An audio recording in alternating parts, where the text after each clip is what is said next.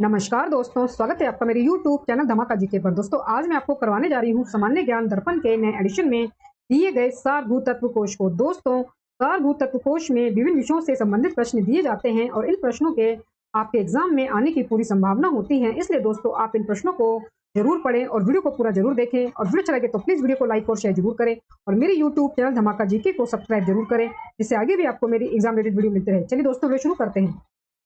दोस्तों सारभूत तत्वकोश में हमारा पहला विषय है भारतीय इतिहास एवं संस्कृति से संबंधित प्रश्नों का। हमारा पहला प्रश्न है दोस्तों, कार्बन डेटिंग प्रणाली का विकास सर्वप्रथम किसने किया था? विलार्ड फ्रैंक लिब्बिन ने 1940 ईस्वी में। कार्बन डेटिंग प्रणाली का विकास सर्वप्रथम किसने किया था? विलार्ड फ्रैंक लिब्बिन ने 1940 ईस्वी में। दोस्तों दूसरा प्रश्न है, जैन धर्म के 24वें तीर्थकर महावीर स्वामी के बचपन का नाम क्या था? वर्धमान था। जैन धर्म के 24वें तीर्थकर महावीर स्वामी के बचपन का नाम वर्धमान था। तीसरा प्रश्न है दोस्तों, शिशुनाग वंश के किस शासक के शासन काल में द्वितीय बौद्ध संगति का आयोजन वैशाली में हुआ था? काला शोक। काला शोक। मिस्र के राजा फिलाडेल्फस टालमी द्वितीय ने किसे अपना राजदूत बनाकर मौर्य सम्राट अशोक के दरबार में भेजा था? डायानीसियस। डियानीसियस इसका आंसर है डियानीसियस। मिस्र के राजा फिलाडेल्फस टालमी द्वितीय ने किसे अपना राजदूत बनाकर मौर्य सम्राट अशोक के दरबार में भेजा था? डियानीसियस। किस अभिलेख से ज्ञात होता है कि वातापी शासक पुलिकेशन द्वितीय ने हर्षवर्धन को पराजित किया था? एहोल अभिलेख। आंसर है इसका एहोल अभिलेख। ये एहोल अभिलेख जो है इससे ज्ञात होता है कि वातापी शासक पुलिकेशन द्वितीय ने हर्षवर्धन को पराजित किया था। छठा प्रश्न है दोस्तों, विजयनगर के किस शासक के शासनकाल में पुर्तगाली यात्री डोमिंगो पायस आया था? कृष्णदेव राय। कृष्णदेव राय के शासन काल में पुर्तगाली यात्री डोमिंगो पायस आया था। सातवां प्रश्न है दोस्तों, रजिया सुल्तान ने मलिक जलालुद्दीन याकूत को किस पद पर नियुक्त किया था? अमीर ए आखूर पद पर। अमीर ए आखूर पद पर। रजिया सुल्तान ने मलिक जलालुद्दीन याकूत को अमीर ए आखूर पद पर नियुक्त किया था। गुरु नानक जी का जन्म कहाँ हुआ था? तलवंडी ननकाना लाहौर में। तलवंडी ननकाना लाहौर में। गुरु नानक जी का जन्म कहाँ हुआ था? तलवंडी ननकाना लाहौर में। रोहतासगढ़ के दुर्ग का निर्माण किसने करवाया था? शेरशाह सूरी ने। रोहतासगढ़ के दुर्ग का निर्माण शेरशाह सूरी ने करवाया था। 10वां प्रश्न है दोस्तों, अंग्रेजों और टीपू सुल्तान के मध्य श्रीरंगपट्टनम की संधि कब हुई थी? आंसर इसका 1792 ईस्वी में। 1792 ईस्वी में। अंग्रेजों और टीपू सुल्तान के मध्य श्रीरंगपट्टनम की संधि जो है वो 1792 ईस्वी में हुई थी। दोस्तों आगे हमारे पास राष्ट्रीय स्वतंत्रता आंदोलन से संबंधित प्रश्न। हमारा 11वां प्रश्न है दोस्तों, 1857 ईस्वी के विद्रोह के दौरान असम के विद्रोह का नेतृत्व किसने किया था? मनीराम दत्त ने। 1857 ईस्वी के विद्रोह के दौरान असम के विद्रोह का नेतृत्व मनीराम दत्त ने किया था। किसने कांग्रेस के सम्मेलनों को शिक्षित भारतीयों के वार्षिक राष्ट्रीय मेले की संज्ञा दी? लाला लाजपत राय ने। लाला लाजपत राय ने। किस भारतीय स्वतंत्रता सेनानी ने कहा था कि भारत का वास्तविक जागरण बंगाल विभाजन के बाद प्रारंभ हुआ था? महात्मा गांधी ने। महात्मा गांधी ने। गांधी जी का कौन सा आंदोलन प्रथम वास्तविक किसान सत्याग्रह कहलाता है? खेड़ा सत्याग्रह। खेड़ा सत्याग्रह। गांधी जी का कौन सा आंदोलन प्रथम वास्तविक किसान सत्याग्रह कहलाता है? खेड़ा सत्याग्रह। किसने जलियांवाला बाग हत्याकांड को जानबूझकर की गई क्रूर हत्याकांड की संज्ञा दी? दीनबंधु C.F. एंड्रूज ने। दीनबंधु C.F. एंड्रूज ने। साइमन कमीशन कब मुंबई तट पर पहुंचा था? 3 फरवरी 1928 ईस्वी को। साइमन कमीशन कब मुंबई तट पर पहुंचा था? 3 फरवरी 1928 को। पंडित जवाहरलाल नेहरू ने डोमिनियन स्टेट की स्थिति पर किस प्रस्ताव को लेकर कहा था कि वह दरवाजे में जड़ी जंग लगी कील की तरह है? अगस्त प्रस्ताव 1940 ईस्वी। अगस्त प्रस्ताव 1940 ईस्वी। पंडित जवाहरलाल नेहरू ने डोमिनियन स्टेट की स्थिति पर अगस्त प्रस्ताव 1940 को लेकर कहा था कि वह दरवाजे में जड़ी जंग लगी कील की तरह है। आप जरूर याद रखें। 18वां प्रश्न है दोस्तों, भारत छोड़ो आंदोलन 1942 की नेत्री किसे माना जाता है? अरुणा आसिफ अली को। भारत छोड़ो आंदोलन 1942 की नेत्री जो है वो माना जाता है अरुणा आसिफ अली को। किस अंग्रेज न्यायाधीश ने भगत सिंह को फांसी की सजा सुनाई थी? G.C. हिल्टन। G.C. हिल्टन ने। किस अंग्रेज न्यायाधीश ने भगत सिंह को फांसी की सजा सुनाई थी? G.C. हिल्टन न्यायाधीश ने। 20वां प्रश्न दोस्तों, प्रयागराज के अल्फ्रेड पार्क में चंद्रशेखर आजाद कब शहीद हुए थे? 27 फरवरी 1931 में। 27 फरवरी 1931 में प्रयागराज के अल्फ्रेड पार्क में चंद्रशेखर आजाद जो है वो शहीद हुए थे, आप जरूर याद रखें। आगे है दोस्तों हमारे पास विषय भारतीय राज्य व्यवस्था एवं संविधान से संबंधित प्रश्नों का। हमारा 21वां प्रश्न है दोस्तों, किस चार्टर अधिनियम के अंतर्गत नियंत्रण बोर्ड के सदस्यों तथा कर्मचारियों के वेतन आदि को भारतीय राजस्व में से देने की व्यवस्था की गई है? चार्टर अधिनियम 1793 चार्टर अधिनियम 1793 के अंतर्गत नियंत्रण बोर्ड के सदस्यों तथा कर्मचारियों के वेतन आदि को भारतीय राजस्व में से देने की व्यवस्था की गई है। 22वां प्रश्न दोस्तों, बी.एन. राव द्वारा तैयार किए गए संविधान के प्रारूप पर विचार विमर्श करने के लिए कब एक संकल्प पारित करके डॉक्टर भीमराव अंबेडकर की अध्यक्षता में एक प्रारूप समिति का गठन किया गया? आंसर है इसका 29 अगस्त 1947 ईस्वी में। 29 अगस्त 1947 ईस्वी में बी.एन. राव द्वारा तैयार किए गए संविधान के प्रारूप पर विचार विमर्श करने के लिए 29 अगस्त 1947 ईस्वी को एक संकल्प पारित करके डॉक्टर भीमराव अंबेडकर की अध्यक्षता में एक प्रारूप समिति का जो है गठन किया गया था। 23वां प्रश्न दोस्तों, संयुक्त अधिवेशन बुलाने का अधिकार किस देश के संविधान से लिया गया है? ऑस्ट्रेलिया के संविधान से। संयुक्त अधिवेशन बुलाने का अधिकार किस देश के संविधान से लिया गया है? ऑस्ट्रेलिया के संविधान से। लिखित संविधान की अवधारणा किस देश की देन है? फ्रांस की देन है। लिखित संविधान की अवधारणा जो है वो फ्रांस देश की देन है। दोस्तों वीडियो अच्छा लग रहा हो तो प्लीज वीडियो को लाइक और शेयर जरूर करें और मेरे YouTube चैनल धमाका जीके को सब्सक्राइब जरूर करें, जिससे आगे भी आपको मेरी एग्जाम रिलेटेड वीडियो मिलती रहे। दोस्तों हम आगे बढ़ते हैं। 25वां प्रश्न में दिया गया है, भारत का संवैधानिक प्रधान कौन होता है? राष्ट्रपति। भारत का संवैधानिक प्रधान जो है वो राष्ट्रपति होता है। किस राष्ट्रपति के निर्वाचन में द्वितीय चक्र की मत गणना करनी पड़ी थी? डॉक्टर वी गिरी। किस राष्ट्रपति के निर्वाचन में द्वितीय चक्र की मत गणना करनी पड़ी थी? डॉक्टर वी गिरी। किस प्रधानमंत्री ने अपनी आत्मकथा matters of discussion and autobiography नाम से लिखी? इंद्र कुमार गुजराल ने अपनी आत्मकथा matters of discussion and autobiography नाम से लिखी, आप जरूर याद रखें। भारत की प्रथम अभिनेत्री कौन थी जिन्हें राज्यसभा में नामांकित किया गया था? नरगिस दत्त। भारत की प्रथम अभिनेत्री कौन थी जिन्हें राज्यसभा में नामांकित किया गया था? नरगिस दत्त को। भारत की निर्वाचन प्रणाली किस देश के निर्वाचन प्रणाली के अनुरूप है? ब्रिटेन। भारत की निर्वाचन प्रणाली किस देश के निर्वाचन प्रणाली के अनुरूप है? ब्रिटेन के। सामुदायिक विकास कार्यक्रम की शुरुआत कब हुई थी? 1952 में। सामुदायिक विकास कार्यक्रम की शुरुआत 1952 ईस्वी में हुई थी। दोस्तों आगे हमारे पास विषय पर्यावरण एवं जैव विविधता से संबंधित प्रश्नों का। हमारा 31वां प्रश्न दोस्तों,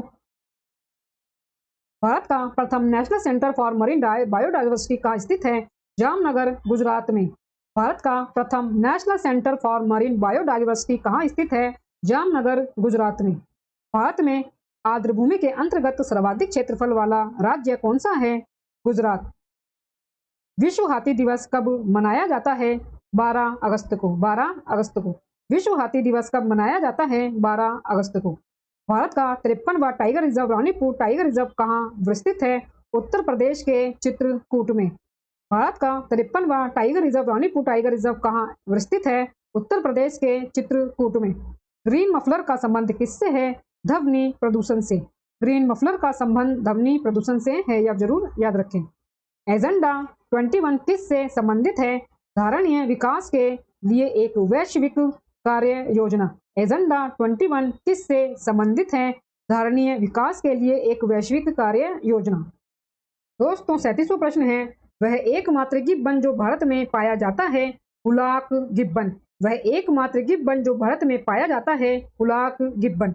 केंद्रीय चिड़ियाघर प्राधिकरण की स्थापना भारत सरकार द्वारा एक संबंधित निकाय के रूप में की गई थी वर्ष 1992 में। केंद्रीय चिड़ियाघर प्राधिकरण की स्थापना भारत सरकार द्वारा एक संबंधित निकाय के रूप में की गई थी वर्ष 1992 में, यह जरूर याद रखें। समुद्री वर्षा वन किन्हें कहा जाता है? प्रवाल भित्तियों को। समुद्री वर्षा वन किन्हें कहा जाता है? प्रवाल भित्तियों को। विश्व वन्यजीव कोष का गठन कब किया गया था? 1961 में। विश्व वन्यजीव कोष का गठन कब किया गया था? 1961 में। दोस्तों आगे हमारे पास अब विषय जलवायु परिवर्तन एवं आपदा से संबंधित प्रश्नों का। हमारा 41वां प्रश्न दोस्तों, वायुमंडल में उपस्थित ओजोन परत क्या अवशोषित करती है? अल्ट्रावायलेट किरणों को। अल्ट्रावायलेट किरणों को। वह हरित गैस जिसकी सर्वाधिक वैश्विक तापन क्षमता है क्लोरोफ्लोरोकार्बन की। वह हरित गैस जिसकी सर्वाधिक वैश्विक तापन क्षमता है क्लोरोफ्लोरोकार्बन के। भारत में पर्यावरण संरक्षण अधिनियम कब पारित हुआ था?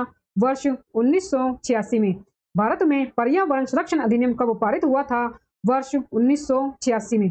पर्यावरण की सुरक्षा मूल कर्तव्य है, इसका उल्लेख अनुच्छेद 51 का में किया गया है, जिसे जोड़ा गया है 42वें संविधान संशोधन के द्वारा। पर्यावरण की सुरक्षा मूल कर्तव्य है, इसका उल्लेख अनुच्छेद 51 का में किया गया है, जिसे जोड़ा गया है 42वें संविधान संशोधन के द्वारा। यह जरूर याद रखें। 45वां प्रश्न दोस्तों, ग्लोबल क्लाइमेट रिजिलियंस फंड के तहत सेवा सेल्फ अप्लाइड विमेन्स एसोसिएशन के साथ मिलकर जलवायु परिवर्तन से लड़ने वाली महिलाओं के लिए $50 मिलियन की घोषणा किसने की? पूर्व अमेरिकी विदेश मंत्री हिलेरी क्लिंटन ने। ग्लोबल क्लाइमेट रिजिलियंस फंड के तहत सेवा सेल्फ अप्लाइड विमेन्स एसोसिएशन के साथ मिलकर जलवायु परिवर्तन से लड़ने वाली महिलाओं के लिए $50 मिलियन की घोषणा किसने की? पूर्व अमेरिकी विदेश मंत्री हिलेरी क्लिंटन ने।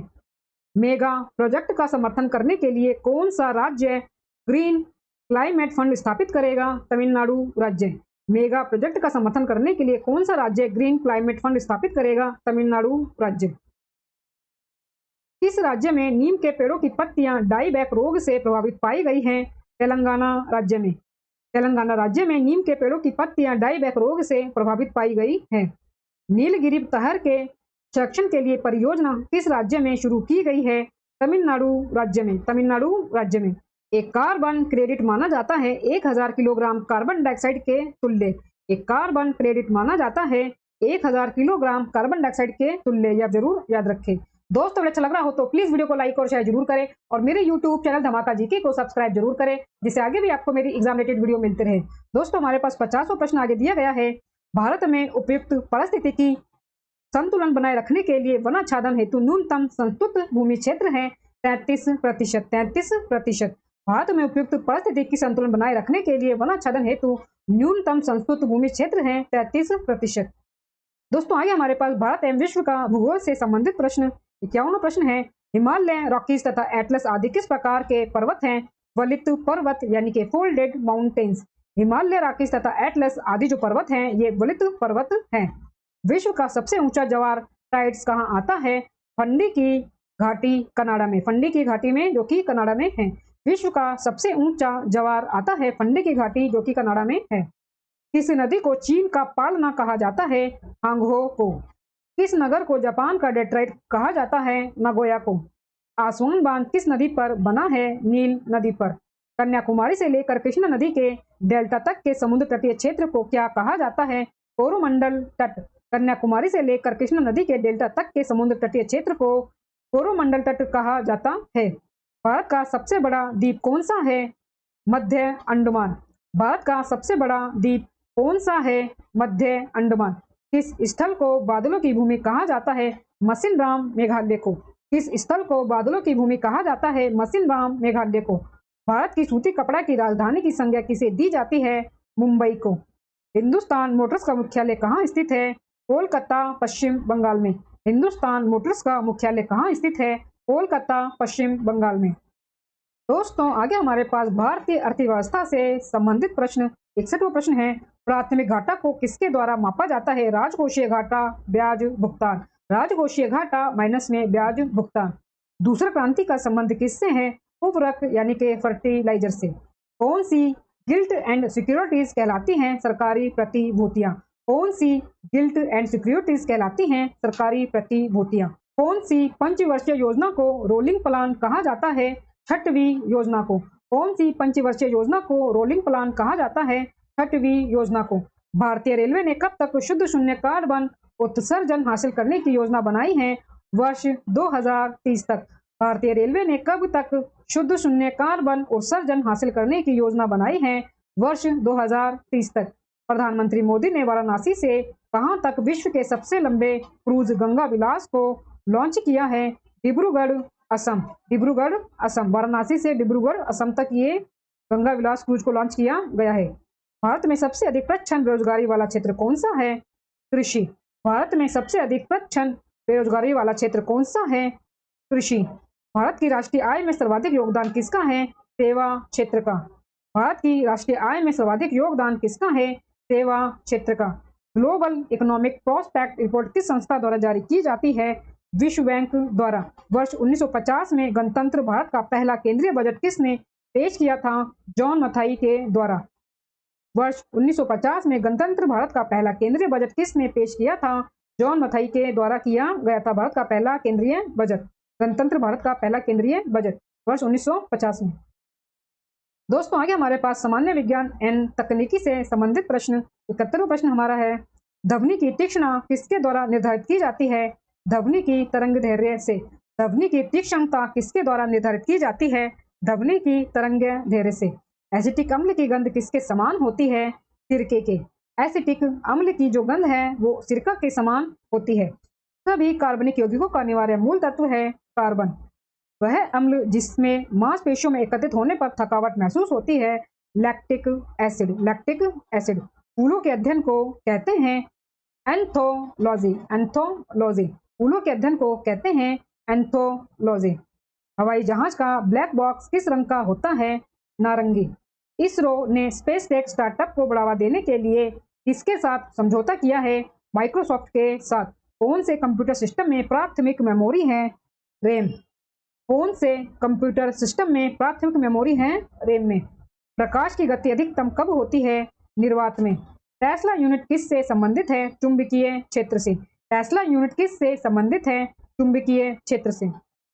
दोस्तों आगे हमारे पास बाल विकास एवं शिक्षा शास्त्र से संबंधित प्रश्न 81वां प्रश्न हमारा, बाल श्रम का मूल कारण क्या है? निर्धनता।